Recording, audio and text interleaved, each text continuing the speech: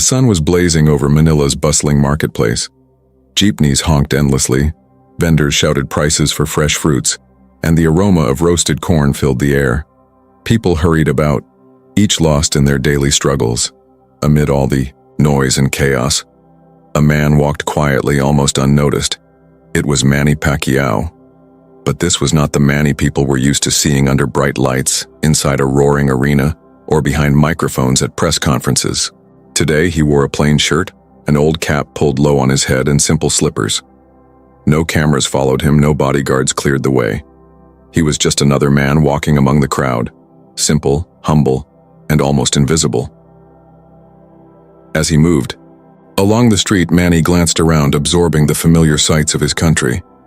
The faces reminded him of where he came from: poverty, struggle, survival. And then, something made him stop. On the corner of the road, just outside a small sari store, a man sat slumped on the pavement. His clothes were torn, his hands outstretched. His head hung low as people walked past him without care. Some spared a coin. Some looked away with disgust. Others whispered harsh words. Why don't people like him just get a job?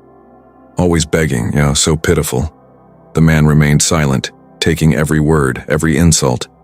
His hand trembled as he held out an old plastic cup, waiting for kindness that rarely came. Manny slowed down, his eyes narrowing. Something about that man, the shape of his face, the curve of his jawline, the faint scars near his eyebrow. It felt familiar. Manny stepped closer, squinting as memories stirred. The beggar lifted his head. For a brief second, their eyes locked, and in that instant, Manny's heart froze. It wasn't just a stranger. It wasn't just another poor soul forgotten by the world. This was someone he knew, a face from his past, a face from his childhood. Cliffhanger for audience. Manny couldn't believe it. After decades, here he was, face to face with his childhood companion, now begging for survival. But what he did next shocked everyone in that marketplace. Have you ever bumped into an old friend after many years? What was that moment like? Tell us in the comments. And don't forget to subscribe, because tomorrow's story might just inspire you even more. The marketplace carried on as usual, unaware of the silent storm building in one corner. Manny stood still, his cap pulled low, watching his old school friend beg for spare change. His chest tightened as he recognized the man who once shared chalk, notebooks, and childhood dreams with him. But the crowd didn't see a childhood friend. They only saw a beggar. A woman passed by, wrinkling her nose in disgust. "Why don't you find work instead of sitting here all day?" She muttered, loud enough for others to hear. A group of teenagers walked past, giggling. One of them tossed a coin at the man, not into his cup, but onto the ground. "Pick it up, Kuya," they jeered, before running off, laughing as though mocking someone's suffering was entertainment. The man's trembling hand reached for the coin, slowly, painfully. His back bent as the crowd watched, some shaking their heads, others pulling out their phones to record a cheap moment of cruelty. Nearby vendor added his voice. "Hey, move away from my shop. Customers don't want to see someone like you here. Go beg somewhere else." His words carried no compassion, only irritation. The beggar lowered his head further, his shoulders curling inward as though he wanted to disappear. He whispered a quiet, "Sorry," and shifted a little to the side, clutching his old plastic cup tighter. Through all of this, Manny remained silent. He didn't rush forward, he didn't shout. He simply observed, calm, still, yet his eyes revealed a storm of emotion. Whispers began to circle around. Some people shook their heads and said, "Such a waste of a man's life." Others speculated, maybe he was a drunk, maybe a gambler. Assumptions, judgments, none of them true, but all of them spoken loudly enough for the man to hear.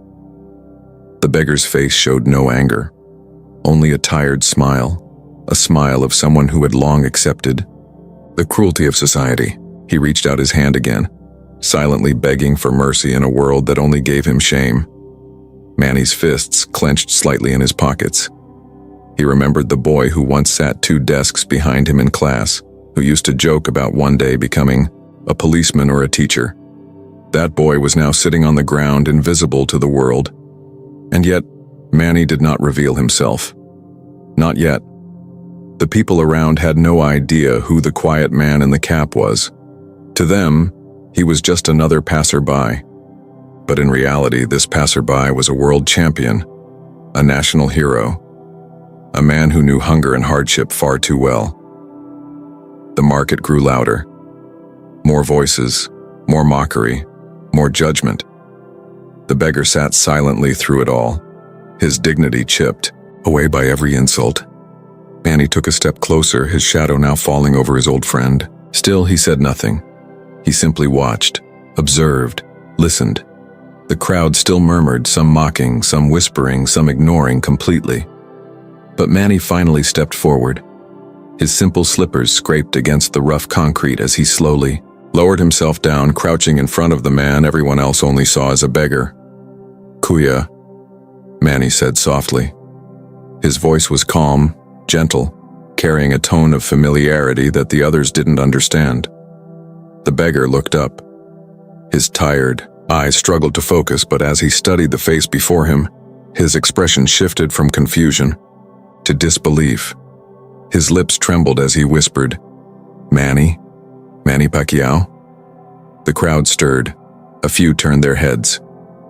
Had they heard correctly? Pacquiao? The name felt out of place here in this noisy marketplace, but Manny didn't react to the whispers. He kept his eyes locked on the man before him. The beggar blinked several times, rubbing his eyes as though he couldn't trust his own vision. "It's you, isn't it? My old classmate from General Santos?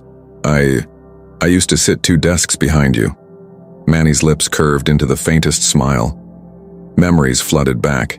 Dusty classrooms, barefoot walks to school, shared snacks. During recess, laughter under the shade of mango trees. He nodded slowly. "Yes, I remember," Manny said. His tone was firm, yet full of warmth. The beggar's smile flickered for a moment, then quickly faded. His face dropped again, filled with shame. He clutched the cup tighter, hiding it between his knees. "I never thought we would meet again. And especially not like this. Look at you, and look at me." The people around grew silent, straining to hear. The same ones who mocked him earlier were now wide-eyed, trying to make sense of the scene. But Manny didn't show pity. He didn't show disgust. Instead, he leaned in closer, lowering his voice. "It doesn't matter where we meet, brother. What matters is, we're still alive. We're still here." The beggar's eyes welled with tears. He shook his head. "You don't understand. Life has broken me. Everyone sees me as nothing. A useless man. A shame to society." Manny gently touched his shoulder. "No, Kuya, you are not nothing. You are my friend. Always have been." The crowd stirred again. Some gasped. Others whispered, "He knows him? They were classmates?" For the first time in years, the beggar looked someone straight in the eyes without fear. He whispered, his voice cracking, Do you ever wonder what life would have been like if things were different?" Manny tilted his head. "I don't wonder, Kuya, because I know. Life is not about where you are right now. It's about where your heart is. And yours is still strong." The beggar's lips trembled. He tried to smile, but his face collapsed into sobs.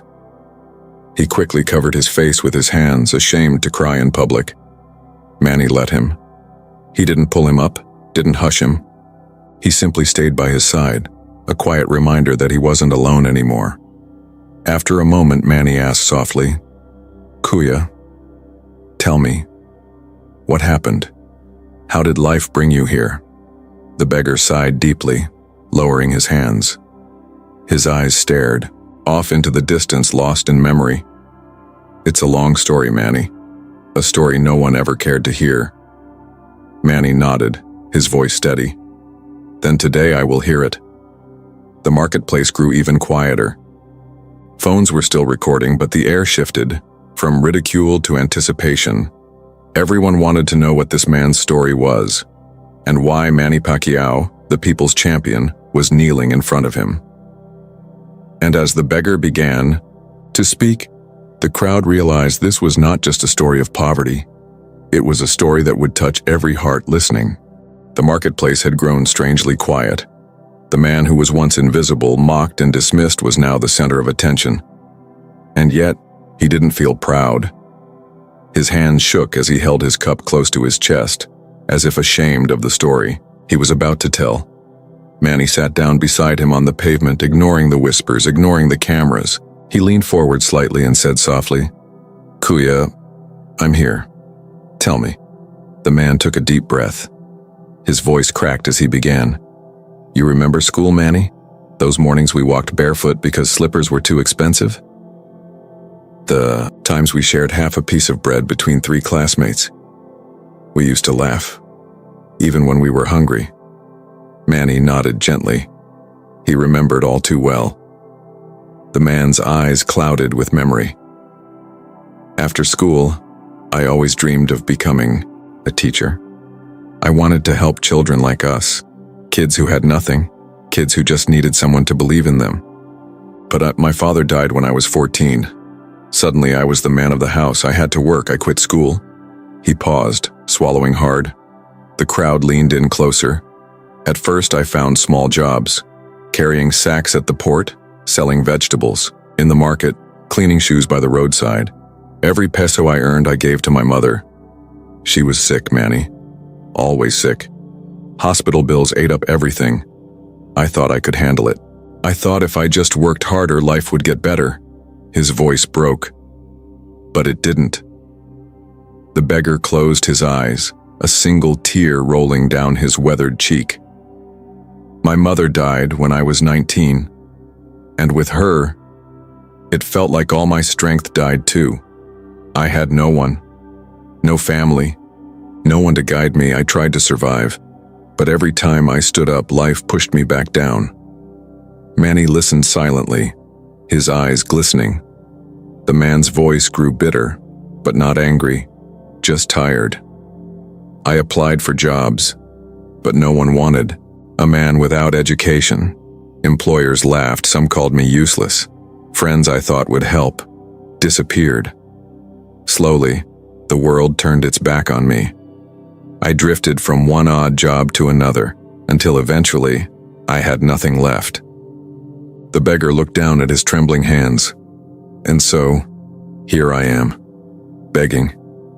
Not because I want to, not because I am lazy, but because hunger is louder than pride. Every day I tell myself I will not beg, and every night I find myself here, again. Because if I don't eat." The marketplace was silent. Even the vendors who had once mocked him now avoided eye contact. Some covered their mouths in shame. The beggar added softly, "But Manny, what hurts most is not hunger. It is the way people look at me, the disgust, the insults. As if I am not human anymore. I can take the pain of an empty stomach, but the pain of being invisible, of being treated like dirt, that pain cuts deeper." Manny's jaw tightened. He knew that pain. He remembered nights when he too had gone to sleep hungry. He remembered the sting of being called worthless. But the beggar wasn't finished. His voice lowered, trembling with a mixture of hope and fear. "Sometimes, I dream of standing in a classroom teaching kids who are like we once were. I dream of being respected again, not for wealth or power, but for who I am. But then I wake up, and reality crushes me. And I wonder, did I waste my life?" Tears slipped down Manny's face. He didn't wipe them away. He wanted his old friend to see that he wasn't crying out of pity. He was crying out of understanding. For a long moment, silence filled the air. The only sound was the distant honking of jeepneys and the quiet sniffles of strangers who now realized they had judged too quickly. But what no one knew was that this man's story still had a truth hidden deep within it, and Manny was about to uncover that truth. The beggar's voice faded into silence.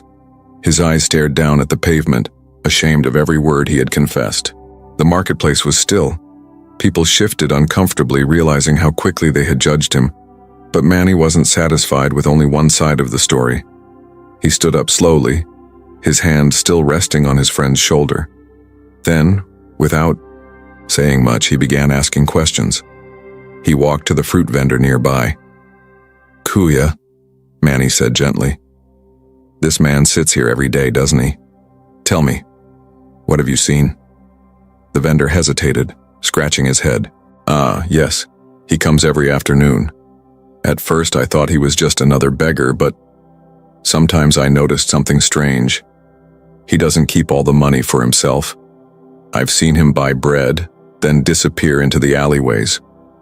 Later I found out he gives it to children in the slums." Manny's eyes softened. He turned to a woman selling roasted corn. "And you ate, have you noticed?" The woman nodded. "Yes, I once followed him. He bought rice with the coins people gave. I thought maybe he would eat it himself, but he shared it with mothers who couldn't feed their kids. He even gave food to an old man who sleeps on the corner. He eats last, if there's anything left." The crowd gasped. Murmurs rippled through the market. The same people who mocked him earlier now exchanged guilty glances. Another shopkeeper added, "He's been here for years, and yet, not once have I seen him drunk, gambling, or causing trouble. Always quiet, always respectful, always giving more than he takes." The beggar lowered his head further, embarrassed. "Please, don't say those things. I don't deserve praise." But Manny crouched beside him again, this time his voice firmer. "No, Kuya. The world deserves to know. You are not what people think. You're not a failure. You've been fighting for others even while struggling yourself. That is the true meaning of strength." The marketplace grew heavy with emotion. People whispered, "Could it be true? All this time, we thought he was worthless. But he was feeding children?" Some covered their mouths in shock. Others looked at the ground, ashamed of the insults they had thrown at him earlier. For the first time that day, the beggar's eyes glistened with something other than sadness. It was the faint spark of dignity returning. Manny stood tall now, his presence commanding. The quiet man in the cap was no longer just another passerby. His voice carried weight, his words sliced through the judgments of the crowd. "This man," Manny declared, "is not invisible. He is not trash. He is my brother, and today, his truth has been revealed." Phones continued to record. But for once, no one mocked. No one laughed. Instead, the marketplace fell into silence. The kind of silence that only comes when hearts are stirred and minds are changed. But Manny wasn't done yet. The truth was only the beginning.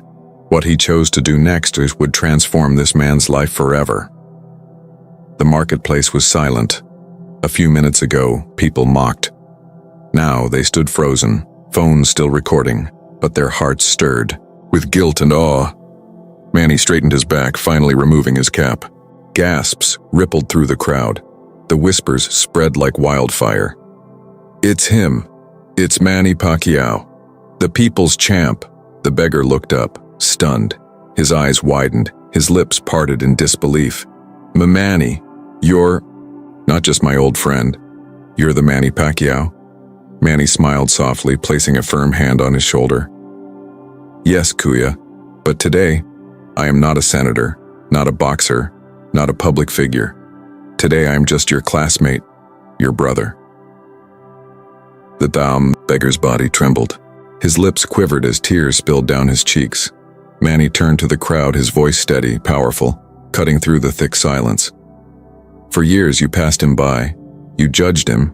You laughed at him. But you didn't see his truth. This man may look poor in your eyes, but in the eyes of God and in mine, he is richer than many of us. Because even with nothing, he gave what little he had to feed others." The vendors lowered their heads. The teenagers who mocked earlier shuffled their feet, ashamed. The whispers now carried regret, not judgment. Then Manny leaned closer to his old friend. His words were gentle but firm. "You will not beg again. Starting today, you will have work. You will have dignity. You will help children just like you always dreamed." The beggar blinked rapidly as if he didn't understand. Work? Manny, no one will hire me. I'm old, uneducated, worthless. Manny shook his head firmly. No, you are not worthless, you are valuable, and I will prove it. Starting today, you will work with my foundation. We will build programs for hungry children together. You wanted to be a teacher? Now you will teach through your example of sacrifice and strength. The beggar's body collapsed forward, sobbing openly. His hands clutched Manny's as though he was holding on to life itself. The crowd, once cold, now erupted into claps, cheers, even tears. Some shouted, "Mabuhay Pacman!" Others cried, "Mabuhay ang tunay na bayani!" Even those who mocked earlier stepped forward. One of the teenagers whispered, "I'm sorry, Kuya. I didn't know." Another vendor wiped his eyes and placed a bag of rice into the beggar's lap. The man could hardly breathe through his tears. "Manny, why me? You've already helped so many, why stop for me?" Manny lifted his face gently, smiling with the humility that defined him. "Because once I was like you, hungry, hopeless, invisible, and someone gave me a chance. Now, it's my turn to give it back." The beggar sobbed harder, covering his face with his hands. But this time it wasn't shame. It was gratitude. It was dignity being restored. The marketplace felt transformed, as if every insult, every judgment, every cruel laugh had been erased by a single act of compassion. But Manny's gift wasn't just money or opportunity. It was something far greater. And it left not only his friend, but the entire crowd forever changed. The marketplace was no longer the same. Just an hour earlier, it was filled with mocking voices, cruel laughter, and cold indifference. Now it was filled with applause, tears, and a newfound respect. People didn't just see a beggar anymore. They saw a man, a fighter, a giver, a human being. Manny helped his old friend to his feet. The man stood shakily, his plastic cup slipping from his grasp. Manny caught it before it hit the ground and placed it aside. "You will never need this again," he said firmly. The beggar wiped his face, still overwhelmed. "Manny, I don't have the words. For years I thought the world had forgotten me. I thought my life had no value. But today you reminded me that I am still someone." Manny smiled softly. "You were always someone, Kuya. The world just forgot to see it. But from today, things change." The crowd erupted into cheers. Some clapped, some cried. A few knelt down to shake the beggar's hand, apologizing for their cruelty. Even the vendor who once scolded him offered food freely, whispering, "Forgive me, brother." The teenagers who had mocked him earlier returned, their faces red with shame. One of them said quietly, "We were wrong. You're not weak. You're stronger than us. Please forgive us." The beggar simply nodded, tears streaming down his face, but this time they were tears of dignity restored. The atmosphere had transformed completely, from judgment to compassion, from shame to hope, from cruelty to kindness. Manny placed an arm around his old friend. "Starting tomorrow, you will work with me. No more begging. Instead, you will help feed children, inspire them, and show them that no matter how hard life gets, kindness survives." The beggar nodded, his voice trembling, but strong. "I will. I promise." For the first time in years, he didn't feel invisible, he didn't feel broken. He felt alive. The crowd chanted Manny's name, but Manny quickly raised his hand, silencing them. "This is not about me," he said firmly. "This is about all of us. Never judge someone by their clothes, their hunger, or their struggles. Behind every tired face is a story you don't know. Respect every person, because today it was my friend. Tomorrow, it could be someone you love." The words struck deep. Many lowered their heads, reflecting on how often they too had judged others without mercy. Manny looked directly into the phones recording him. His voice carried not just to the marketplace, but to everyone who would watch this story later. "Remember this. Wealth is not measured by money. It is measured by kindness, by humility, by respect. If you have those, you are richer than the richest man alive." He smiled gently, guiding his friend away from the street corner where he had been invisible for so long. Together they walked out of the marketplace, not as a champion and a beggar, but as brothers. If this story touched your heart, don't forget to like, share, and subscribe. And tell us in the comments, where are you watching from? Because your story matters too. You never know. Tomorrow's story might just be yours.